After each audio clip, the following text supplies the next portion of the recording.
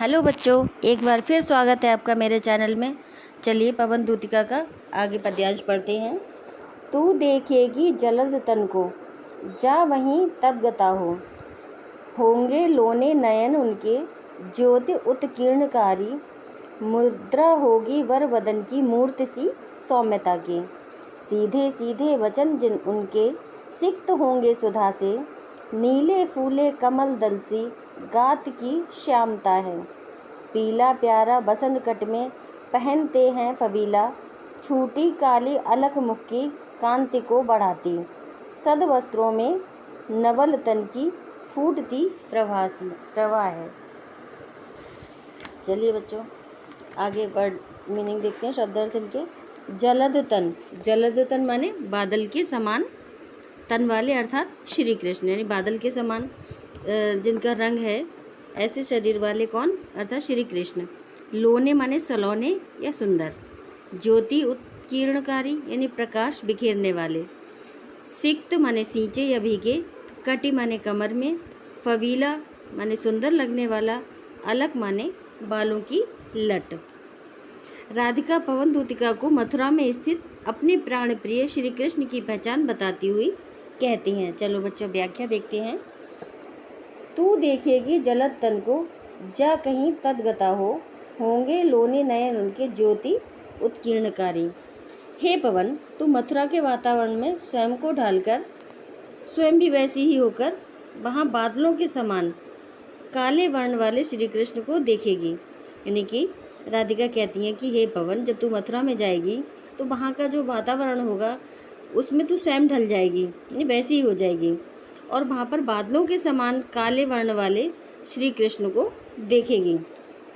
होंगे लोने नयन उनके, ज्योति उत्कीर्णकारी। उनके सुंदर नेत्र तुझे प्रकाश बिखेरते हुए दिखाई देंगे। मुद्रा होगी वर वदन की, मूर्ति सी सौम्यता की। और उनके श्रेष्ठ मुख की भाव भंगिमा तुझे किसी भव्य मूर्ति की सौम्य मुख मुद्रा के समान दिखाई देगी।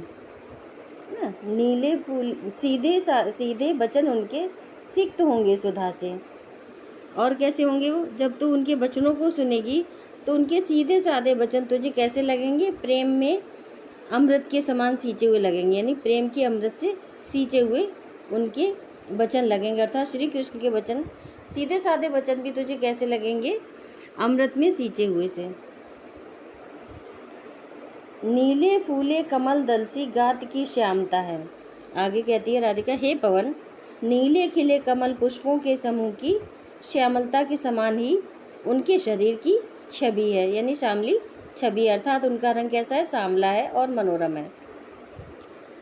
नीले पुष्प के समान, नीले पुष्प के समान उनका शरीर है। वे श्री कृष्ण कैसे हैं? पीला प्यारा वसन कट में पहनते हैं फबीला। वो अपने शरीर पर अत्यंत आकर्षक लगने वाला पीला सुंदर वस्त्र अपनी कमर में धारण किए रहते हैं। छूटी काली अलख मुख की, कांति को है बढ़ाती। और उनके माथे पर लटकती बालों की एक लट उनके मुख की शोभा में वृद्धि करती रहती है, उनके सौंदर्य को और बढ़ाती है। सद वस्त्रों में नवल तन की, फूटती प्रभासी है। उनके सुंदर वस्त्रों से उनके रमणीय शरीर की कांति उत्कीर्ण होकर वहाँ के वातावरण को मनोहर बना रही होगी, है ना।